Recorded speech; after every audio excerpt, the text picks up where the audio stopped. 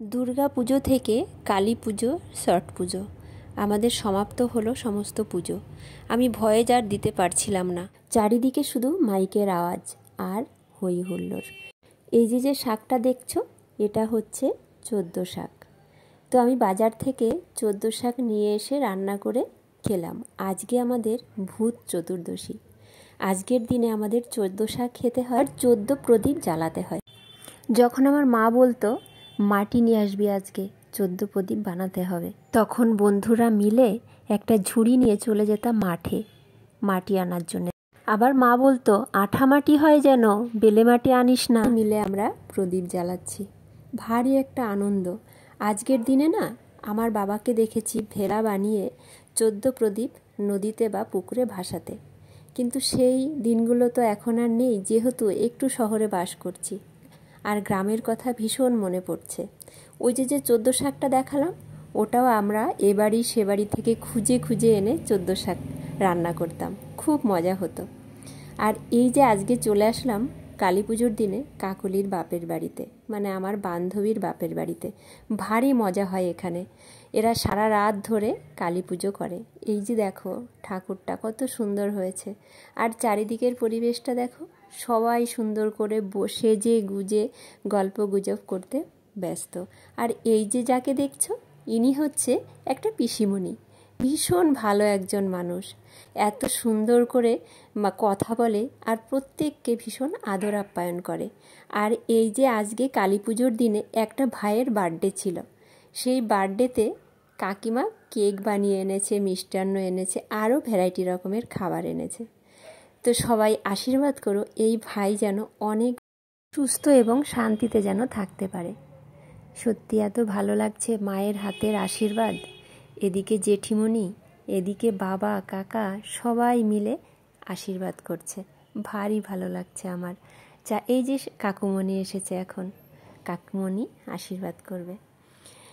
তো যাই হোক, চারিদিকে দেখো সবাই বসে আছে।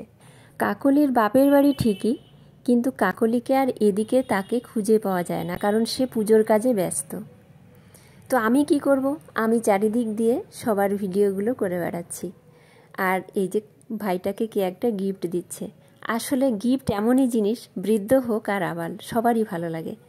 আর ওই ভাইটার বউয়ের সঙ্গে আমি এই যে বসে কথা বলছি। এই বোনটা ভারী মিষ্টি, এত সুন্দর কথা বলে, আমার খুব ভালো লেগেছে বোনটাকে। কাকিমা আবার আমাকে ডাকলো, আমি গিয়ে আবার একটুখানি কথা বললাম। এদিকে আবার ঠাকুরের কাজে সব ব্যস্ত। এখানে ধান দুব্ব আরও ফল ফলাদি সমস্ত কিছু ভোগের আয়োজন গোছাচ্ছে। যার বাড়িতে এসেছি তাকেই দেখাতে পারছি না তোমাদের। এই দেখো কাকলি এখানে বসে সমস্ত সরঞ্জাম নিয়ে ও কাজ করতে শুরু করে দিয়েছে।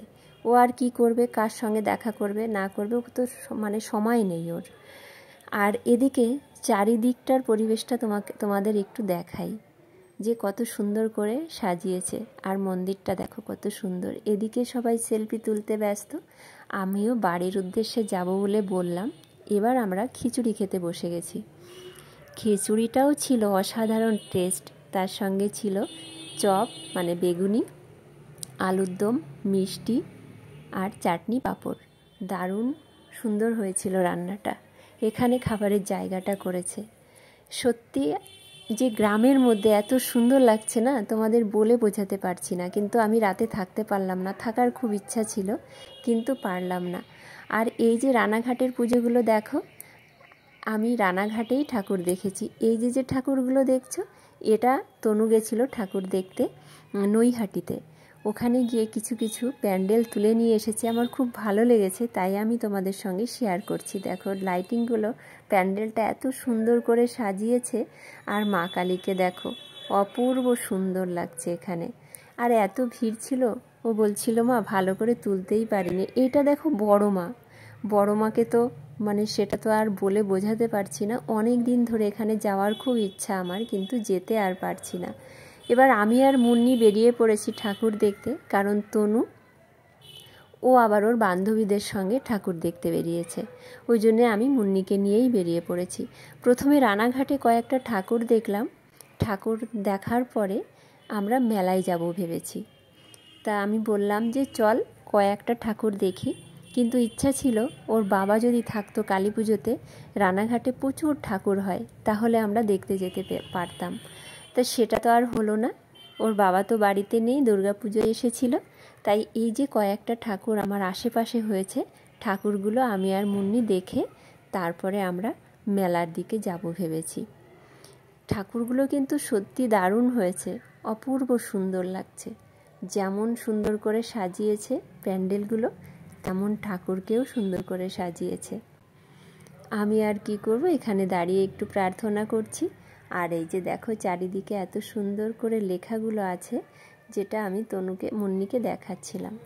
আর এই যে দেখছো, এটা কিন্তু সেই ছোটোবেলার দিনের জিনিসগুলো। তনুমনুকে বলতাম পড়বি, ওদের পড়িয়ে দিতাম। আর মেলাতে ঢুকতে না ঢুকতেই মুন্নি বলছে খিদে পেয়ে গেছে মা। তাই আমি বললাম তাহলে কি খাবি? ও বলল মোমো খাবো। ঠিক আছে, 1 প্লেট মোমো নিয়ে নে, কারণ আমি খাইনি, আমার মানে স্পাইসি খাবারটা এত একটা পছন্দ করি না। আর এই যে এইগুলো দেখো মাটির তৈরি, মুন্নি তো খুঁজে খুঁজে হাতের মধ্যে অনেকগুলো গুছিয়ে নিয়েছে, এইগুলো নাকি হোস্টেলের বান্ধবীদের দেবে। তো যাই হোক, অনেকগুলোই গুছিয়ে নিয়েছে। এবার বলছে মা, মেলা থেকে বাড়ি ফেরার পথে বাবা আর তুমি আমাদের পাঁপড় খাওয়াতে না? আমি বললাম হ্যাঁ। বলছে তাহলে একটা পাঁপড় কেনো। তারপরে আবার ওকে একটা পাঁপড় কিনে দিলাম। আর এদিকে সেই অক্ষর দেওয়া পাঁপড়, এবার অক্ষর খুঁজে বেড়াচ্ছে। মুন্নি বলছে আমার নাম কই, আর তনু বলছে আমার নাম কই। এই করে দুজনা এখানে খেলা শুরু করে দিয়েছে। আমি আবার বললাম হাত দিস না, লোকের জিনিসে হাত দিতে নেই বাবা। তখন আবার রেখে দিল। আমি বললাম নিবি? বললো না, নেব না। সেই ছোটোবেলায় কিনে ওদের পাঁপড় ভেজে খাওয়াতাম, ভারী খুশি হতো। এখন আর নিতে চায় না, এখন বড় হয়ে গেছে তো, তাই আর এখন নিতে চায় না।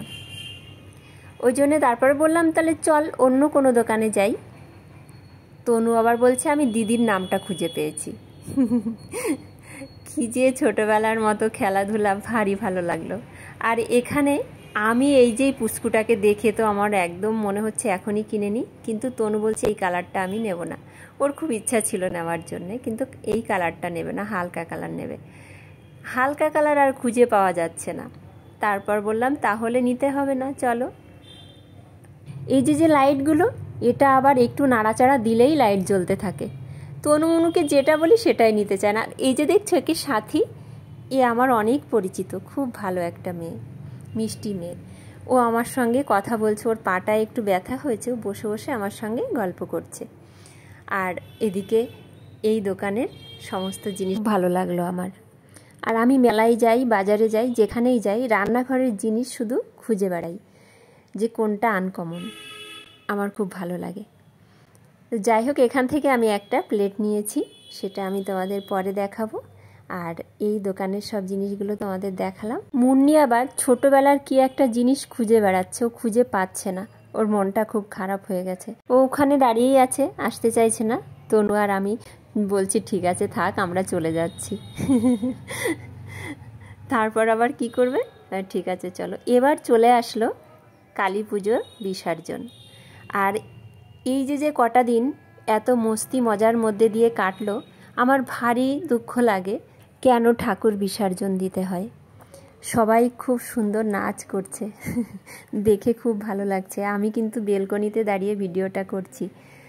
আর এত মানুষ ছিল বিসর্জনের দিন, পুরো আমাদের এই সাইডটা একদম লোকে লোকারণ্য হয়ে গেছে। এইদিকে দেখো কালী ঠাকুরের সঙ্গে যারা থাকেন আর কি, আমরা বলি ভূত প্রেত, ওনরা কত সুন্দর সেজেছে, সেজে সেজে সব নাচ গান করছে। এদিকে আবার কালী ঠাকুর আর শিব ঠাকুর সেজে এখানে দাঁড়িয়ে আছে। বাহ, ভারী মিষ্টি লাগছে তো, সবাইকে ভারী মিষ্টি লাগছে, খুব সুন্দর লাগছে। আর এখানে সবাই সেলফি তুলছে, ভিডিও করছে। যাই হোক, বিসর্জনটাও বেশ মস্তিতে কেটেছে। কালী ঠাকুরটা কত সুন্দর নাচ করছে দেখো, বাহ, ভারী সুন্দর লাগছে। এইভাবে সব এক এক করে লাইন দিয়ে যেতে শুরু করেছে। আর এরপরে অনেকে সেজেগুজে দাঁড়িয়ে আছে এখানে। ওরা যখন ঠাকুর নিয়ে রওনা দেবে, তখন সবাই নাচ করতে করতে এক এক করে যাবে। ভারী একটা সুন্দর আয়োজন করেছে এখানে, বেশ ভালো লাগছে। 10টা মিনিটের জন্যে একদম ছোটোবেলায় ফিরে চলে গেছিলাম। যাই হোক, আজকের ভিডিও এখানেই শেষ করছি। তোমরা ভালো থেকো, সুস্থ থেকো। দেখা হচ্ছে পরের ভিডিওতে। ভিডিওটা তোমাদের কেমন লাগলো একটু লাইক কমেন্ট করে আমাকে অবশ্যই জানাবে। আজকে রাখছি, টাটা, ভালো থেকো, সুস্থ থেকো।